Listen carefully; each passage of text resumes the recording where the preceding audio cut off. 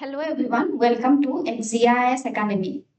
আপোনালোক হয়তো অৱগত আমাৰ APSC যিখন CSET পেপাৰ আছে সেইখন আমাৰ কাৰণে কোৱালিফাইং হয় মানে তাত আমি যদি 33% স্কোৰ কৰিব পাৰো তেনেহলে আমি সেই পেপাৰখন কি কৰিব পাৰিম কোৱালিফাই কৰিব পাৰিম তাত আমাৰ কি আহিব ৰিডিং কম্প্ৰিহেনশন আহিব মেথছ আহিব ৰিজনিং আহিব ডিসিশন মেকিংৰ কিছুমান কোৱেশ্চনো অহা দেখা যায় প্ৰায় যিমান বেছিভাগ এস্পাইৰেন্টৰ এটো প্ৰবলেম আছে যে তেওঁলোকে মেথছ কৰিবলৈ বেয়া পায় মেথছটো তেওঁলোকৰ কাৰণে উইক পইণ্ট হয় গতিকে তেওঁলোকে কি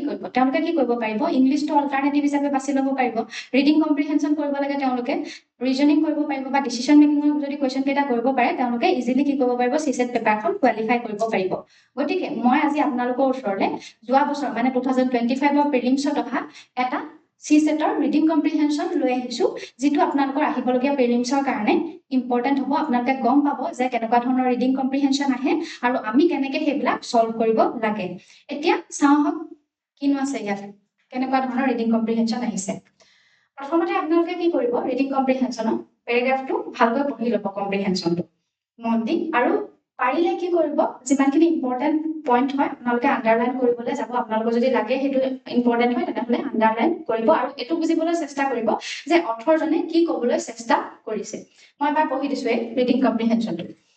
ইয়াত কি কোৱা হৈছে when vegetation sprouts in the desert যেতিয়া ভেজিটেশন ডিজাৰ্টত হয় যদি গ্ৰীন আহে বা ঘাঁহ কেতিয়াবা গজি যায় ডিজাৰ্টত বা it is a good sign এটো good sign বুলি কৈছে but when the ice in the Arctic and Antarctic begins to turn green there is something terribly wrong কিন্তু গ্ৰীন যদি কোট আহে আৰ্কটিক বা এন্টাৰ্কটিক আমাৰ পোলাৰ ৰিজিয়নত যদি আহে হেতু আমি গম পাব লাগিব যে তেতিয়া হেতু এটা terribly wrong হৈছে কিবা এটা বেয়া হ'বলৈ গৈ আছে Next line to ki likha ase reporters say that an iceberg approximately the size of New York City has broken off from the icy continent. Eta reporter ki koise je এটা iceberg আৰু হেতু কিমান সাইজৰ বুলি কৈছে New York সিটি খনৰ সমানে বুলি কৈছে হেতু ব্ৰেক অফ হৈ গৈছে বুলি কৈছে হেতু ভাগি গৈছে বুলি কৈছে হে আইসি কন্টিনেন্ট খনৰ পৰা আৰ্কটিক বা এন্টাৰ্কটিকৰ পৰা N Argentine team discovered huge crack in the polar ice caps আৰ্জেন্টাইনৰ এটা টিম এটাই কি কৈছে এই polar ice cap এটা ক্ৰেক আহিছে বুলি কৈছে this development can have serious implication এই যিমানখিনি ডেভেলপমেন্ট হৈ আছে সেইখিনি ফলত কিবা এটা বেয়া হ'বলৈ গৈ আছে serious implication এটা আহিব বুলি কৈছে serious এটা ফলাফল হ'ব বুলি কৈছে implication এটা আহিব if polar ice feels melt যদি polar ice আমাৰ যিমানখিনি আছে polar region arctic বা antarctic হেখিনি যদি মেল্ট হৈ যায় তেতিয়া কি হ'ব হেতু কথা কৈছে our coastal cities might be submerged and sea level across the world could rise between 3.65 and 6.09 meters in different parts of the earth এটা এটুত কি কৈছে যে যদি হে কি কৰা হয় আমাৰ যিমানখিনি polar ice যিমানখিনি আছে arctic বা antarctic আমাৰ যিমানখিনি ice আছে হেখিনি যদি মেল্ট হৈ যায় তেতিয়া কি হ'ব আমাৰ coastal যিমানখিনি cities আছে সাগৰৰ পাৰত যিমানখিনি cities আছে হেখিনি কি হৈ যাব সাবমাৰ্জ হৈ যাব ডুবি যাব বুলি কৈছে আৰু আমাৰ sea level rise হ'ব কিমানৰ পৰা কিমান হেতু দি দিছে 3.6 ৰ পৰা 6 আৰু 6.09 মিটাৰলৈকে ৰাইজ হৈ যাব in different parts of the world আৰু হেখিনি কিহৰ কাৰণে হ'ব বুলি কৈছে গ্লোবাল ওয়াৰ্মিংৰ কাৰণে হ'ব বুলি কৈছে this is probably due to global warming বুলি কৈছে এতিয়া আমি যদি এই পেৰাগ্ৰাফটো ভালকে পঢ়ো তেতিয়া আমি কি গম পাম যে অথৰজনে কি ক'বলৈ চেষ্টা কৰিছে আমাৰ গ্লোবাল ওয়াৰ্মিংৰ বিষয়ে ক'বলৈ চেষ্টা কৰিছে হেতু আমি বুজি পাবলিয়া এতিয়া আমি চাম যে ইয়াত কি কি কোৱেশ্চন আহিছে কম্প্ৰিহেনশনটো লৈ পেলাই ফাৰ্স্ট কোৱেশ্চনটো চাওক আপোনালোকে what do you think is the intention of the author যে অথৰজনৰ ইন্টেনশনটো কি আছিল আমি সকলোৱে জানো যে গ্লোবাল ওয়াৰ্মিংৰ কথা তেওঁ ক'বলৈ চেষ্টা কৰিছে গ্লোবাল ওয়াৰ্মিংৰ কথাই তেখেতে ক'বলৈ চেষ্টা কৰিছে যে আইচ মেল্ট হ'ব সিটি আমাৰ সাবমাৰ্জ হৈ যাব সি লেভেল ৰাইজ হ'ব এবিলাক কিহৰ কাৰণে হ'ব বুলি কৈছে কাৰণ গ্লোবাল ওয়াৰ্মিংৰ কাৰণে হ'ব বুলি তেখেতে কৈছে ইন্টেনশনটো তেখেতৰ হেতুৱে এটা আমি ফাৰ্স্ট ইয়াত যদি পইণ্টটো আপোনালোকে চাই অপচনটো চাই ইয়াত কি লিখা আছে to describe strange phenomenon in the nature এই স্ট্ৰেঞ্জ ফেনোমেননৰ কথা জানো অৰ্থজনে আমাৰ ক'বলৈ বিচাৰিছে হেতুটো বিচৰা নাই গতিকে সেই অপচনটো কি হৈ যাব এলিমিনেট হৈ যাব আপোনালোকে কি কৰিব আপোনালোকে যদি ইজিলি যদি আপোনালোকে কোনো ৰিডিং কম্প্ৰিহেনশনৰ কোৱেশ্চন বিলাক সলভ কৰিবলৈ হয় তেনেহলে এলিমিনেশন মেথড আপোনালোকে ইউজ কৰি কৰিব পাৰে বেছিভাগ অপচনে এনেকুৱা ধৰণৰ আহে যিবিলাকৰ সেই পেৰাগ্ৰাফটোৰ লগত কোনো সংগতি নাথাকে যেনেকৈ আপোনালোকে ফাৰ্স্ট অপচনটো দেখিলে যে ইয়াত হেতু লগত স্ট্ৰেঞ্জ ফেনোমেনৰ কথা নেচাৰেল ফেনোমেনৰ কথা কৈছে যে গ্লোবাল ওয়াৰ্মিংৰ কথা কৈছে কিন্তু নেচাৰৰ অদ্ভুত ফেনোমেনৰ কথা ইয়াত কেতিয়াও কোৱা নাই গতিকে এটো কি হৈ যাব আমাৰ এলিমিনেট হৈ যাব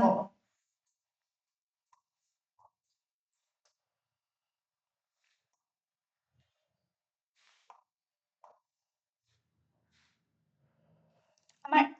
এটো কি হৈ যাব এলিমিনেট হৈ যাব অপচন এ টো এলিমিনেট হৈ যাব অপচন বি কি আছে তো report finding of the research teams working in the polar regions এটা ৰিসাৰ্চ টিমছৰ কথা কৈছে কিন্তু আমাৰ ইয়াত যেটো প্যাৰাগ্ৰাফ আছে তাত অকল এটা ৰিসাৰ্চ টিমৰ কথা কৈছে আৰ্জেন্টাইন টিমটোৰ কথা কৈছে গতিকে ইয়াত টিমস বুলি কৈছে চাও কোনবিলাকে ওয়াৰ্কিং কৰি আছে ৰিজিয়নত সেইখিনি ৰিপৰ্টটোৰ কথা কৈছে কিন্তু নহয় সেই কথাটো নহয় এটো এলিমিনেট হৈ যাব অপচন সি টো চাও to make us aware of the dangers of the global warming আমি জানো যে অথলনে ইয়াত কি ক'বলৈ চেষ্টা কৰিছে গ্লোবাল ওয়াৰ্মিংৰ কথা ক'বলৈ কৈছে আৰু কৈছে যে আমাক সাৱধান কৰি দিবলৈ চেষ্টা কৰিছে গ্লোবাল ওয়াৰ্মিংৰ ডেঞ্জাৰ বিলাকৰ বিষয়ে সেইটোতো আমি জানো যে আমাক কৈছে যে আইচ বাৰ্গ যদি মেল্ট হৈ যায় তেতিয়া কি হ'ব আমাৰ সি লেভেল ৰাইজ হ'ব বা মাইট বি সাবমাৰ্জ বুলি কৈছে যে ইয়াত